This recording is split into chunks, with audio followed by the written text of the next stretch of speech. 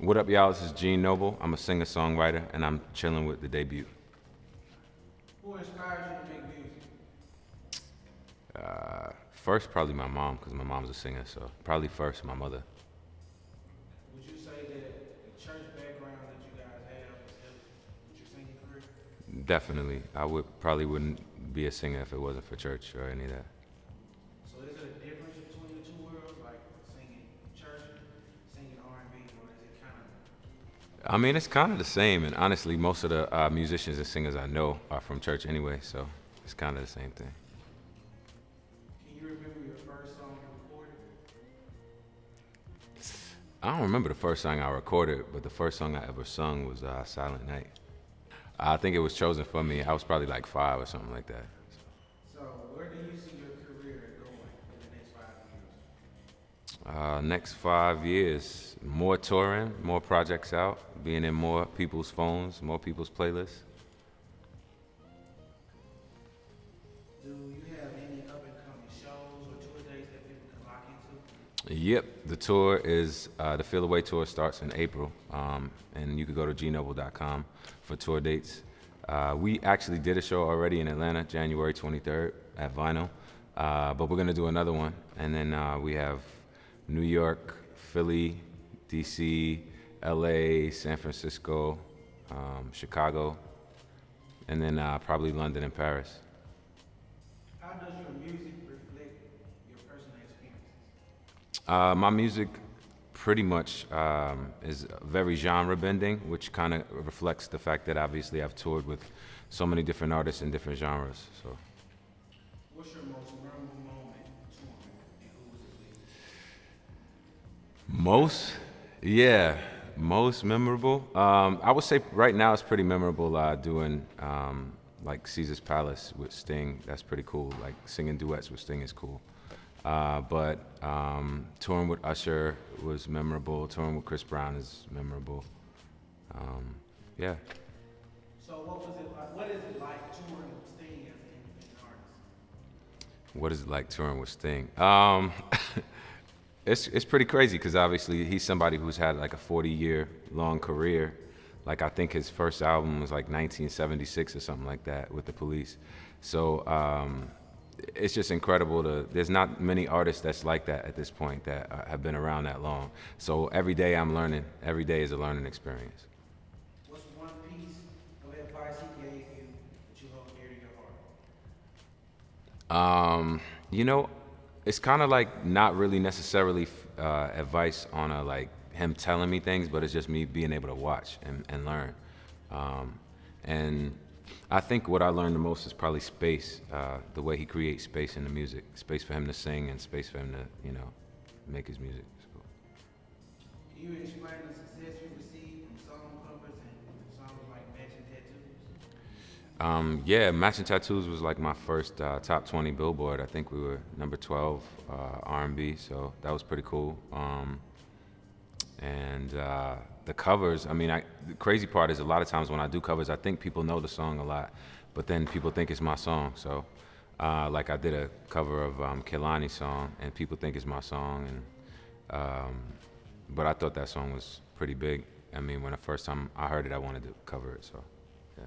Do you currently still do covers? Absolutely. I have another one coming out. I just did a Yebba cover. I have another Sade cover coming out, but after I put out the deluxe version of the album. How would you describe the process you went through developing your style? I guess it kind of, again, I think it comes from just a lot of different things. Obviously, church was big, hip hop was big, R&B was big, all those things. Soul, I came up like listening to like a lot of like D'Angelo and like Jill Scott and like people like that, and so that influenced me too. So I kind of was influenced by neo soul a lot as a kid, and yeah, so my sound is kind of a bit of all of those things. And then obviously having toured with, rock artists, pop artists, R&B artists, rap artists, it kind of comes together some kind of way in the writing. How do you stay motivated and inspired to make music? It's like breathing for me, man. I've never not made music. It's kind of been a part of my my life the entire time. So it's how I express myself. And so I think I will always make music probably until I die, whether or not somebody listens. But I'll be making some music always. What was it like meeting Lauryn Hill? Miss Hill.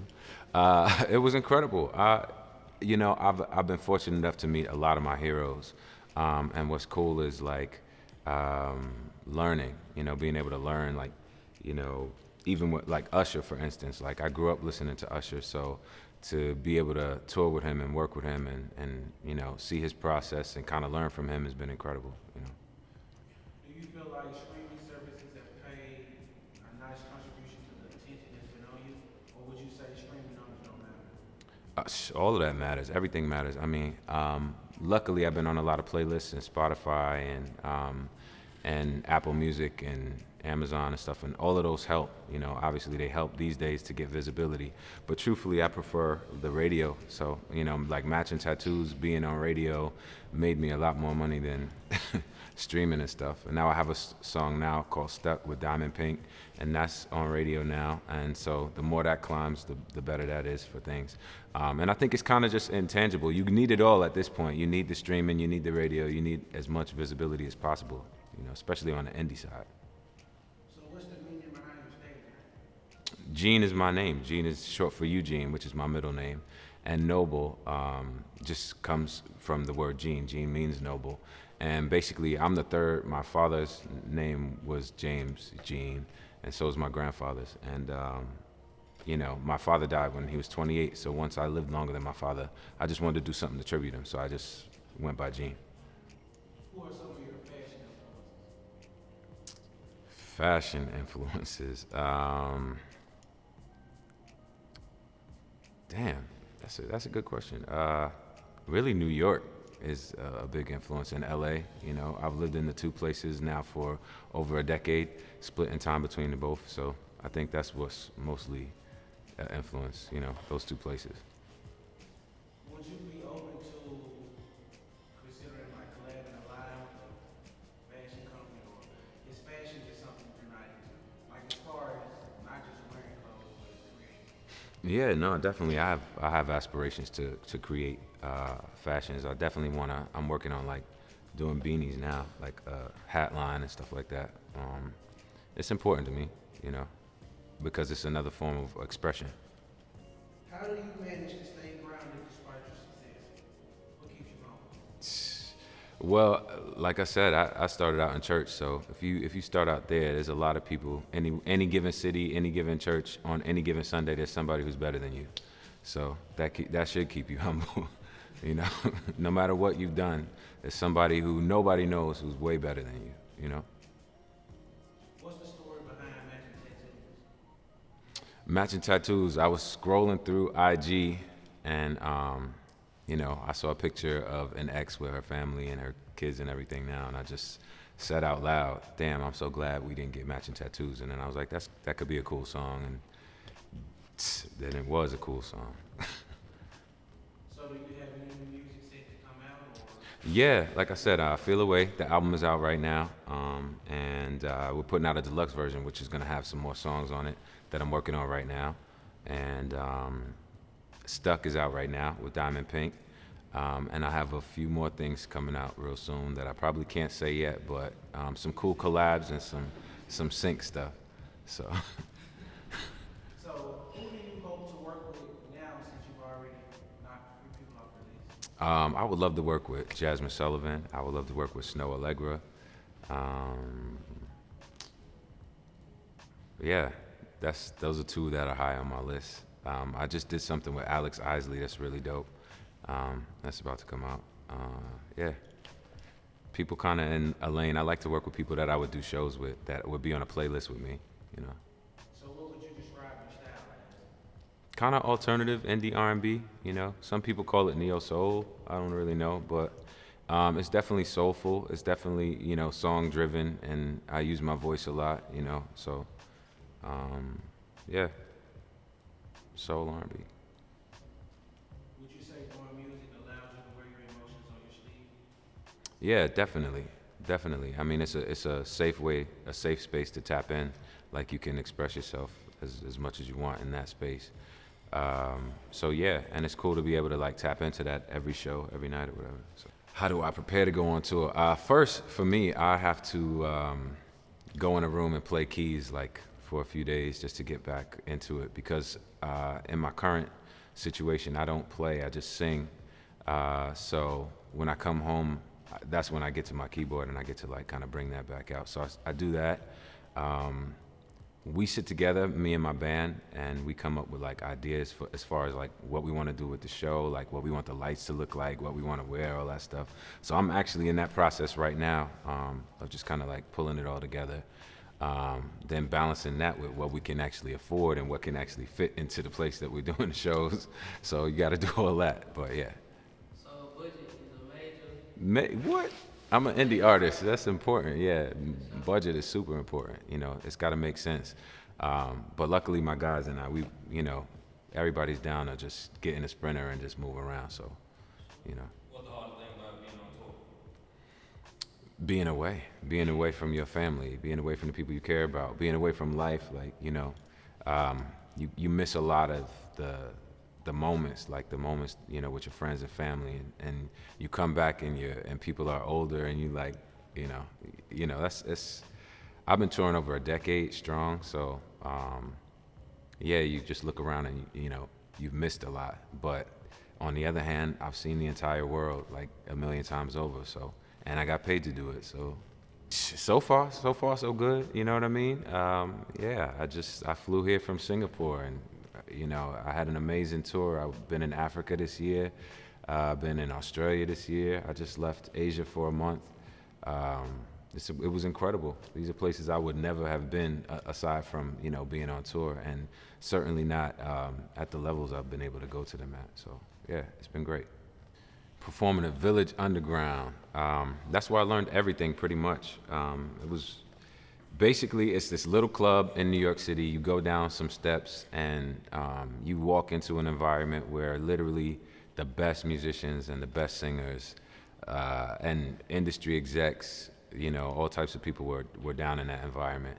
And so like on any given Sunday, it was like these incredible moments with singers you probably never heard of, mixed in with like, you know, Erykah Badu or like, you know, Mary or like, you know, Mariah Carey or Alicia Keys or something like that. So it was like this really incredible space to grow up in. It was very competitive, but it was a cool environment for me to learn. I mean, you know, I used to go there and like be afraid to get up on that stage and sing, and then it kind of like turned into like my throne, you know. So it was just an evolution that was incredible, and every single moment that's happened for me, I could trace back to that room. My idea of a perfect song is a song that speaks directly to you. So I think it's personal what a perfect song is. A perfect song is a song that connects with you the most, you know. So that's individual. What do you hope your fans take away from your music? Feels, you know, that's why it's called Feel Away, you know. Like I just hope that, you know, it make you feel something, whether it make you feel happy, make you feel like dancing, make you feel like calling your ex, make you feel like calling your potential, you know, like whatever it makes you feel, I hope it makes you feel something.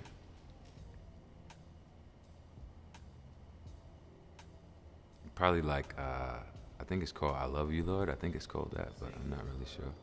I knew that was coming. I knew you were gonna say. I knew that was next. I knew that was next.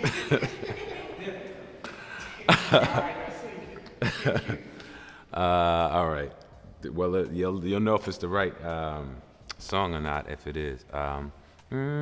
I love you, Lord, and I lift my voice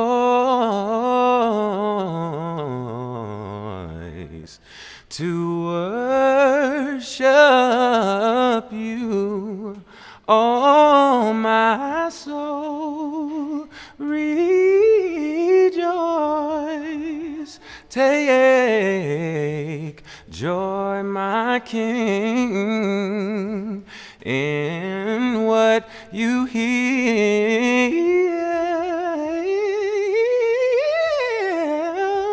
and let it be a sweet sound in your